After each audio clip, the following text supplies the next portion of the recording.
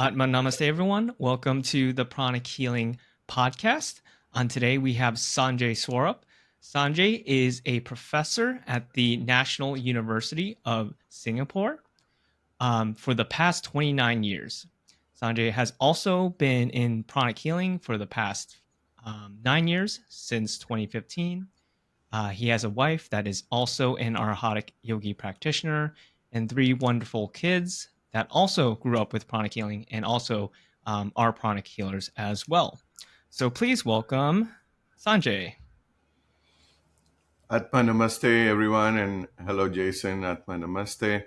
It's my privilege to be here, and thanks for giving me this opportunity to share whatever journey I've been going through with the listeners. Absolutely. And thank you, Sanjay, for taking up this interview because today's topic is, again, very special and near and dear to our hearts because it's about research in pranic healing. And we know how important that is in terms of moving and spreading the teachings.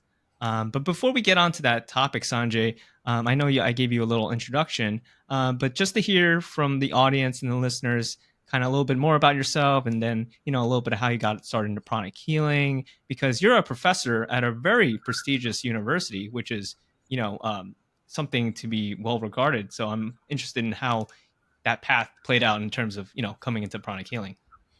Yeah. So I'm here in Pranic Healing because of my wife. It was in 2013 that my wife, she was in the social service sector, taking care of a youth service center and a family service center on the foundation of Rotary clubs in Singapore. So very active life, quite hectic, and whatever led to it, she was diagnosed with chronic ailment of the gut called Crohn's and colitis, ulcerative colitis. She had to, because of the severity of it, she had to, let go of the work. We went through her diagnosis, and then once she started, after 6 months, she wanted to give back to the patients, whoever were going through the same journey. And so she started a Society for Crohn's and Colitis of Singapore. And one day, a young man who had been suffering, was still suffers because it's chronic autoimmune disease. So he came back looking very, very vibrant, very healthy, face glowing, very bright, which intrigued everybody. My wife came and said, "Well, he is undertaking pranic healing." And I, putting my science hat on, I said, "Okay, well, I grew up in India, so we hear all kinds of ancient, modalities." And so I said, "Till I experience, let's take one step at a time, right?" And so, with an open mind, we arranged for a session of demonstration. Pranic healers from that center in Singapore came, and I was quietly watching. I didn't even participate. I was just noticing every movement, everything. And then there were about 20 plus people in that session. They all said their pain level had changed. And to me, this could not have been by chance. Still keeping my hat on of science, I said, the next thing is I need to experience it before it becomes real for me. And with that thought in mind, we invited, we took that class of pranic healing, and both my wife and I, in the basic pranic healing class, after the first session, when you are looking at you are looking at the sky and looking at various energy systems. So that's the time when it just struck me that I'm in it for. I felt very comfortable, and I knew this is real for me. This is very deeply affecting us at multiple levels. Somehow something got triggered, and then I knew I was in it for a lifetime, and that started the journey. It's a Wow. long explanation, but I thought Yeah, no, it's it's a good to it's a share. wonderful explanation, Sanjay, because I think that a lot of the times family is what brings us to pranic healing, and especially with your wife, having Crohn's and ulcerative colitis, which for the audience is a type of inflammatory bowel disease. It's very challenging to deal with because food you eat, going to the bathroom, it's just very very challenging. So I'm so happy to hear that you kind of got the exposure through Pranic Healing through almost her organization that she started, right, with that person, that showed like, oh yeah, I'm improving with Pranic Healing. So that's wonderful and amazing. And I like what you said. Even though you have an Indian background, right, you have this kind of foreknowledge, the background knowledge of all these different modalities. You still have your science hat, being a scientist, a researcher, and a professor. So I think that's a great segue to our conversation today on research in pranic healing. And to start with a big picture question, Sanjay, what is research? Excuse me. What is research, and why is it so important in terms of spreading pranic healing? Because I think a lot of people get confused between research and is it evidence based? Is it just case studies? What does it really mean to do research on pranic healing, and how is that important to spread pranic healing? Yeah. So our world is quite now, rationalizing, mentalizing things, very content heavy, content data based. I live in a country, Singapore, where we are constantly, looking at facts, checking, details, very detailed, very systematic. If you know about Singapore, so that's in the system, right? What Muschoa calls the egregore, and that affects us, and that's the situation for most of the cities in the world. So if we and majority of the world, two-thirds of the world lives in cities now, right? And that trend is increasing. So more and more people will be in cities which will have this kind of egregore of modern critical thinking, which is the way forward. And because of that, we want to see evidences, we want to see information that is validating, corroborating things that are being said, things that are being explained, and information that's being shared, right, in whichever form, whether we have an introductory talk, whether we are having a demo will be for one person, let's say in a group of 30 to 50 or whatever size, right? And the people will be saying, maybe it's that person, maybe it's not me, maybe so a lot of doubts and mental breakdown of the situation will be done very rapidly, by everyone, and that is by people who are trained to do these kinds of demonstrations and talks. But we can do a lot better if we arm ourselves, each one of us, with information which is complementing the energy aspects of the pranic healing, which we always, when we get excited, when we I mentioned how I gained a lot from pranic healing through my wife. Same thing, each one of us will tell and share with our friends and families, or whoever we'll be meeting at work and such. And that sort of information, which is science based, evidence based, will be able to then complement as we talk about things. So this mental capacity will sit very well with anything that is scientifically shown in terms of things that will relate to us as modern thinking people, right? So let me go to the second stage of this, that in science, what we will do is to ask questions which will uh, allow us to then develop an approach. We will ask a question. Let's just take an example. If I'm having a pain, we'll ask the question that what is the level of the pain. In pranic healing we do that. Then we can go even further, and in research, people who are working in neuroscience, they can talk about the nerves, the human body, the apparatus of the body that is involved with pain perception, pain how we gauge our pain. As we know, some people are able to gauge pain, some people are not able to gauge that effectively when we ask them to rate the level of the pain. So this is very evidence based, that okay, why do we get pain when we apply pranic healing? What's happening to the level of the pain, right?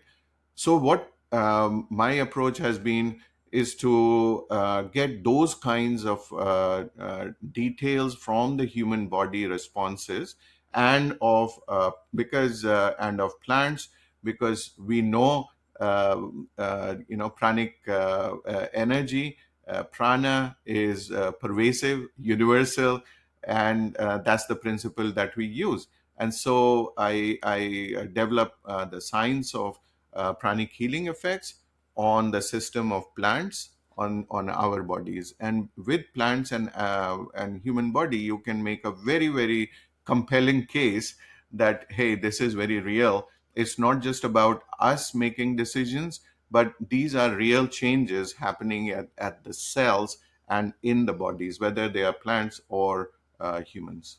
Mm. So that's useful when we make conversations with others. Yeah. Yeah, well, that's a great point, Sanjay, because a lot of us in pranic healing think it's just about the human body, right? But we know that this energy, this prana, it's universal. It's everywhere. So I love the fact that you bring up, the point at, especially with plants, right? Because it's another reference point we can use in science to gauge what might be going on. Because you mentioned pain perception with people, and when we study energy, right, the energy that we know of, still in science, it's a little bit tricky to understand and to test and to create experiments around. But the things that you're talking about is a great way to kind of ground that and to show the evidence of how pranic healing may work in its results. And I always go back to what Master Choa said, right? Because Master Cho was a scientist and he developed pranic healing exactly what you're talking about. It's like the scientific method. He had a hypothesis, he went through the experiments, tested the protocols, right, refined the protocols, and that's what in the books now. All what we have in the book is basically Master Choa's scientific method of creating and developing pranic healing. And I want to get go to the point that you mentioned with plants, because there's some very interesting research that you've done, and as I mentioned, I'm not too familiar with it, so it's a great opportunity for me, selfishly, to listen to you talk about it. But with plants and pranic healing and pranic agriculture, I think that's going to be very, very important because it's going to hopefully improve and revolutionize how we approach food and even farming and things like that. But for you, Sanjay, can you just tell us a little bit about pranic agriculture, what that is, and how's that being tested? Yeah, so pranic agriculture has been, uh, since the very beginning of pranic healing, has been talked about, and it has been practiced in different parts of the world, right? So whether it is in Asia, Europe, we know in Germany a lot is being done. In Asia, at least I know of some serious pranic agriculture being done in Philippines, in India, and then in both North and South Americas. And so others I wouldn't be aware, but I'm sure it's being done on a very large scale, distributed across the globe, right?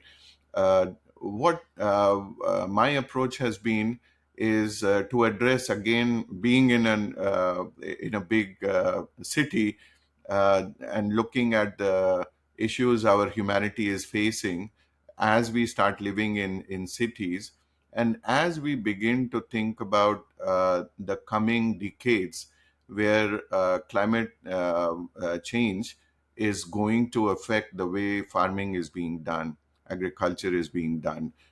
As I mentioned earlier, most of the humanity is living in cities, and people have moved out. It's called rural flight. So very few people will be doing agriculture in the coming decades in the rural areas. And so that's one reason understanding how agriculture and food production can be done in and around the cities is something I've been focusing on. Second reason is that in the cities, if we do it near or at the places of consumption, so we produce the food in or around cities, we consume them in or around the cities, and from that we are reducing, especially for the perishable food, which is the main source for the vitamins, nutrients, and of course the more grain type of food, which is rice, wheat, and the staple crops. They can be anywhere because they can be stored. But perishable food, if we grow in and around the cities, then the distance from which they have to be moved, especially in cold chain, you are saving energy. So in the coming years, energy saving methods are also going to be increasingly important. So then the question comes, if we are going to produce this kind of highly nutritious perishable vegetables, and some fruits as well, in and around the cities, we're calling it pranic urban farming. And then this in the urban farms, we can actually do farming inside the buildings. We can build shelves. There can be vertical, your farm goes vertical rather than on a flat surface, right? So that also across the world is being developed at a very fast pace, and that is available to every and each person living in cities. So what I have tried to do is I've been working with Master Glenn Mendoza. We have worked, I did some preliminary trials. I was working in it in my science hat at the university. And so I was first exposed to the concept of of pranic agriculture in the AST Applied Spiritual Technology course, which is offered by Master Faith in Philippines. I came back very charged up, and I started doing, in the various formats that we grow plants in labs, and it started giving some results. And those results were repeatable, they were consistent, and then I wanted to do take it to the next level. And that's when I met with Master Glenn, and I brought up this idea. He was very encouraging, and then he comes once in a while to Singapore, and so we started developing protocols which were more advanced and than what I had been applying at my, with my level of understanding and technologies. And so, doing that, we have been able to then get a lot better results. So let me share a little bit of what these results are like and what have we done. So what we do is, of course, we do plants with and without pranic healing. We do in a fairly large number of pots, because in urban farms you can put them in pots and trays. In our case, we are doing with soil. We have also I've tested with hydroponics. And next, I'll be testing on something called aeroponics. So the listeners can Google these terms, and then they will find out that soil, of course, hydroponics is growing it in the presence of water-based liquid nutrients that are supplied to the plants. And then aeroponics means a fine mist or spray is put around the roots of the plants. So you are using less resources, and what combined with pranic healing, we are able to monitor these changes.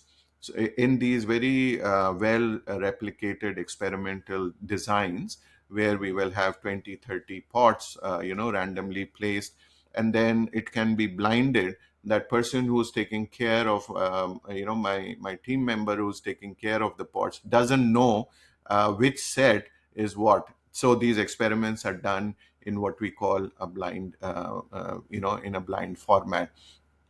Next, what we do is we use some of these higher technologies, higher ways of more technically intensive ways to monitor the plants. For example, like you see the LiDAR technology, which Google uses to do 3D, buildings and maps.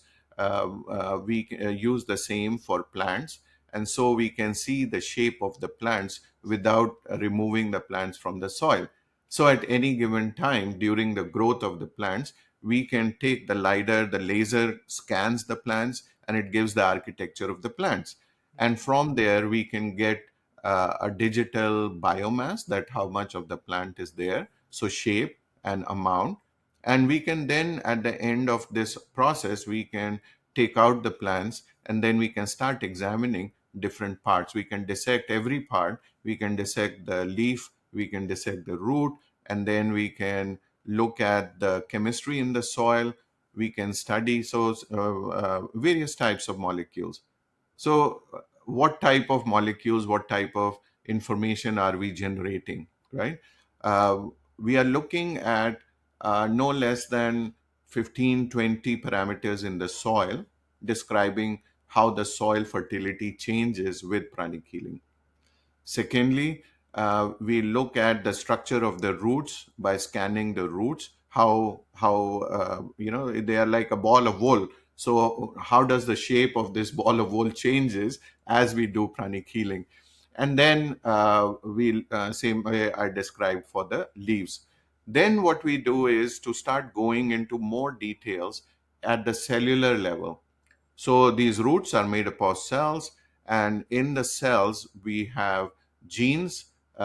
Just like human body, all living organisms have genes.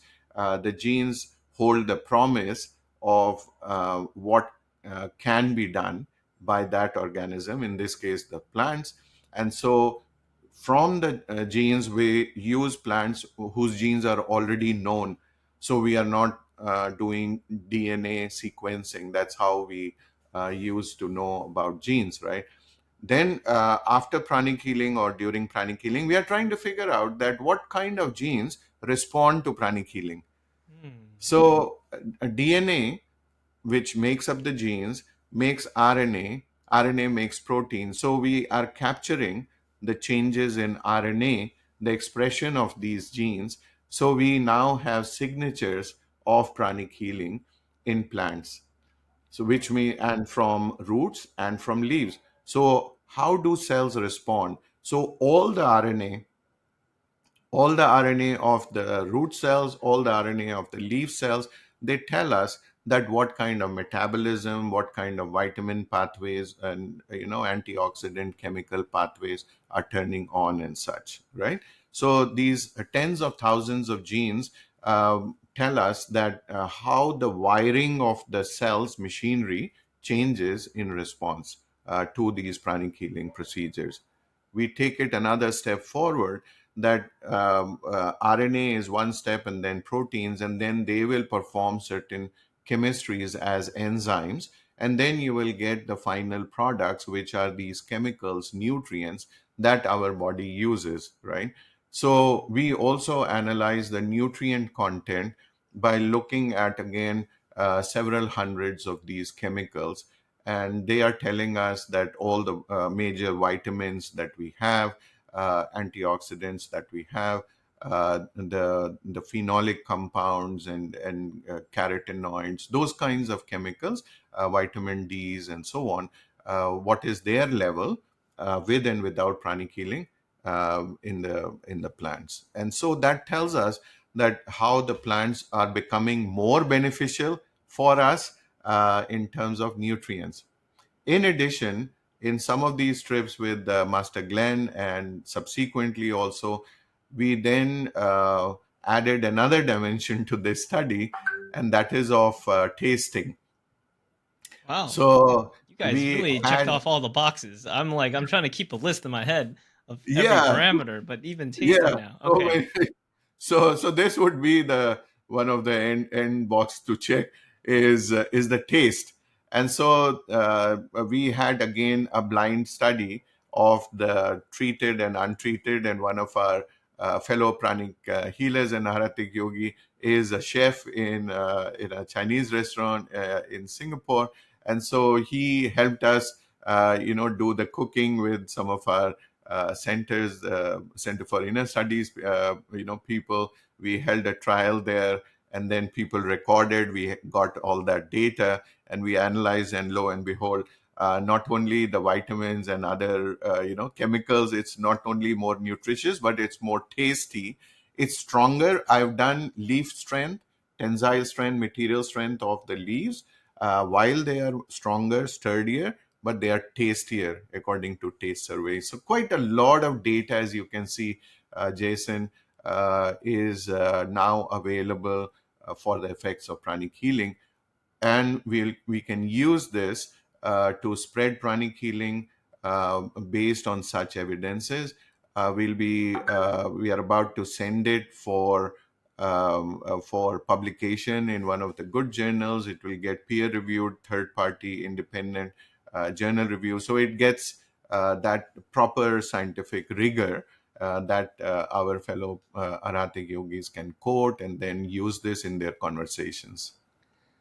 Wow, that's amazing, and I hope the audience was able to follow, because I think I was trying to keep a mental checklist of all the parameters for the study. And realize you guys left no stone unturned in that end, because you talked about how again, pranic healing basically enhances agriculture in terms of I think you mentioned soil fertility, like the roots, the biomass, taking diagrams, the LiDAR diagrams of the entire plant, all the way down to the nutrients, the genetic pathways, right? All the way down to taste, right? I guess at the end of the day, that's the end result, right? We want something tasty. If it's gonna enhance the nutrients, it's gonna have bigger yield and harvest, but it tastes bad. I guess that's not worth doing, right? So I like how thorough in your scientific method and researches, and it's very exciting to have that data being soon to be published at a reputable journal, because that will put pranic healing on the map. And I want to go back to something really important that you mentioned with pranic agriculture, because we think of pranic healing as an alleviating suffering, right? Human suffering, physical pain, emotional, mental.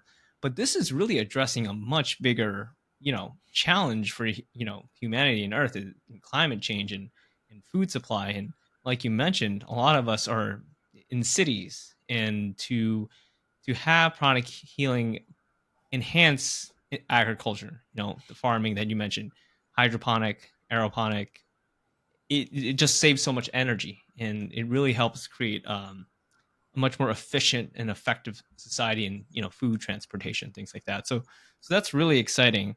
And thank you for sharing that, Sanjay.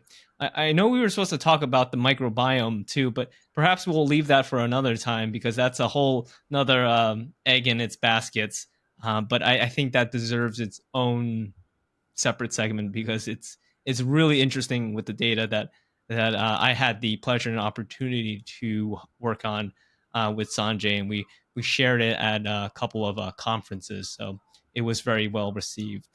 And in terms of going back to pranic healing and pranic agriculture, you being Sanjay, being the researcher, you're sort of at the forefront of all this research. Where do you see what direction do you see pranic healing and pranic agriculture moving down the line, and what other broader impacts do you see coming from it that can be not only benefit us as pranic healers, but the world? Yeah, so one is to use it as a basis to spread pranic healing, right? So one of the thoughts I have is, and I've discussed this with some of the retail chains which sell these products, right? So I'm thinking this could be just like my inspiration comes from the healing pods, right? That happened during the COVID time.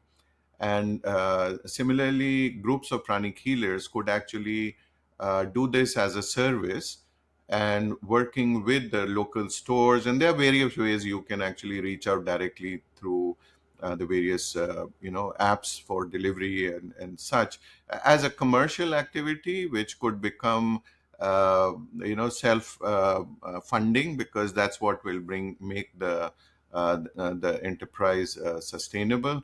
It will be a way for pranic healers to do service. We all know that as we serve, we can grow spiritually. So we can do through science, accelerate also our spiritual growth. And in the as we do through healing, it can bring prosperity back to the enterprises, and these can be organized in whichever way. There, perhaps if some business people are listening, they can, give us ideas how to do this. And so, at the supermarkets, we could actually be making posters of these scientifically backed vegetables, which can be put alongside wherever the rack is displaying these. They can be part of the organic produce section of the supermarkets. As we know, the world is moving more towards plant-based diets, and in the plant-based diets, this can become quite a mainstream within the group of consumers who are already in that space of going into organics and more environmentally sustainable approaches to grow those food things. So that's I think it is quite holistic in terms of what we can use our teachings from Master Choa to not only serve others but also ourselves. Needless to say that this can also be done within our comfort of our homes. We can even grow these vegetables. There are now, we are working with some companies that are making these as furnitures with very beautiful lights and such, that you can place it in a corner in your home. And so pranic healers can be also doing it even if they don't want to do it in a commercial way, just to bring better pranic healing charged food, so that it improves our body from inside out as well, right, at a physical etheric level. Yeah. Yeah, that's amazing. What I think about when you say that chronic healing charged food, a lot of times, if you're a chronic healer, we clean our food, right? We clean our food, we energize the food. But what if you actively play a role in how your food grows, right? That's exciting, right? It's kind of like nurturing the seed from when it starts and the harvest till at the end. And kind of going back to the business part, you know how at the supermarkets you see the organic labeled foods. And when you said chronic healing, the supermarket, I saw in my head like chronic healing charged, similar like to the organic labels, like here in the US we have USDA organic, Yeah. that's like approved by the FDA. So I see that in the future, chronic healing charged food, it's more nutritious, more nutrient dense, tastes better, so why not, right? So you guys were representing the projects on the human microbiome at a Chi conference, right? So Yes. we know another name for prana is Chi, and so one way to brand it, I think we are toying with it, is instead of veggie, veg Chi. So we just have Oh, the Chi. that So is that could clever. be a branding, but I'm a scientist, so I don't have the business aspects yet covered. So we welcome ideas and people to come forth, and we can really make this spread uh, for both for sake of pranic healing and for the practitioners of pranic healing. Right, right. I love that veg chi. That's brilliant. That's so creative. I think that's a great one, and we need one with prana in there somehow. Prana is a little bit more trickier to Yeah. incorporate. It's So it's a it's a mouthful to say already. so Um, suggestions are welcome. yes, yes, we will definitely be open, an open comment box for all suggestions. Um, but to kind of close, Sanjay, what I asked a question to every guest. in terms of if you were to see someone on the street and you were telling them they were curious about pranic agriculture, right? Like they're just a normal person, and they may do some gardening, and they heard about pranic agriculture, but they don't know much about it. What would your advice be to the general public about this, about pranic healing and agriculture, and things of that nature? Yeah, so I'll approach this with, first from the energy perspective that prana as chi is pervasive. We all know we know the how it acts like a life force, and so if this life force is universal, if it's in us, it should be in plants, animals, every particle of earth. And so, if we can charge ourselves, we can clean ourselves and improve the energy system to improve our health. We can certainly do that for the plants as well, especially the ones that we consume. And therefore, by eating healthier plants, we become healthier and we can do more prevention and increase our vigor and health in general to become more productive so we can have a better life. So this can be part of that integrated life. Yeah. Mm. Beautiful. And I think that at the end of the day, the reason why we spread the teachings is because we know how much it's benefited us. And, it's a very, I think, Sanjay, you stand at a very unique position in that you know the benefits, you see the benefits, and you're actually studying down to the microscopic level, the science and the mechanisms, and everything that you're talking about, the compounds and the genetics. It's really really exciting to hear about, and I think it's only going to get much more popular and much more support as time goes on, because like you said, the world is very mental now, right? Everything's very objective, data driven. So I think pranic healing can fit right in, especially with the research aspect as well. So thank you so much, Sanjay. I really had the pleasure of listening to you talk about the forefront of this research that you've been a part of, and I'm really excited for all the things coming up. And I'll leave for the audience information for Sanjay if you want to ask him any questions. I'm sure he'll be help answer them the best of his ability. And I'm sure he's very busy in the university as well. But I hope the audience got a lot of value out of this interview, just like myself, because I think that food agriculture is one of the things that we don't really think about, but it's really the foundation of not only our life but society. So thank you so much, Sanjay. Atma namaste, and thank you everyone for listening. We hope to see everyone in the next episode. All right, thank you, Sanjay. Thank you, Jason. Thanks. Okay, so that is stopping. All right. Well, I think that was good that we focused on one topic, because it was That really was a good. lot to Yeah. dive deep. I had no clue